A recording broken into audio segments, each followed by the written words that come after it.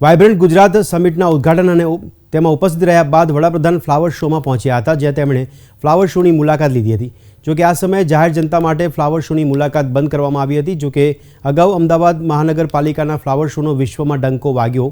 Flower શોએ ચીનનો record તોડ્યો છે। The longest flower structure તરીકે અમદાવાદને સ્થાન મળ્યું છે। આ ફ્લાવર શોમાં ગિનીસ બુકમાં 221 મીટર લંબાઈ ધરાવતા લોંગેસ્ટ ફ્લાવર સ્ટ્રક્ચરને સ્થાન મળ્યું। 5,07,311 મુલાકાતીઓએ ફ્લાવર શોની મુલાકાત લીધી। 2,53,656 જેટલા શાળાના અને 12 વર્ષથી નીચેના બાળકોએ વિઝિટ કરી। અત્યાર સુધીમાં ફ્લાવર શોથી કોર્પોરેશનને 3.5 કરોડ રૂપિયા જેટલી આવક થઈ હશે।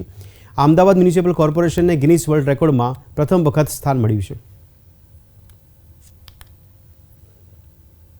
આ ગિનીસ બુકમાં જે ફ્લાવર શોનો રેકોર્ડ છે એ પ્રથમ વખત છે।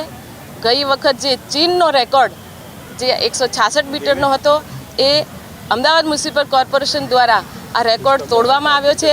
અને સાથે સાથે હું કહીશ કે જોગાનું જોગ આજે માનનીય વડાપ્રધાન શ્રી નરેન્દ્રભાઈ મોદીજી અહીંયા છે અને આ ગિનીસ બુક વર્લ્ડ ઓફ રેકોર્ડમાં આ ફ્લાવર શોનો સમાવેશ કરવામાં આવેલ છે અને આપણે હવે આંતરરાષ્ટ્રીય સ્તર પર આ ફ્લાવર શોને લઈ જઈ રહ્યા છીએ।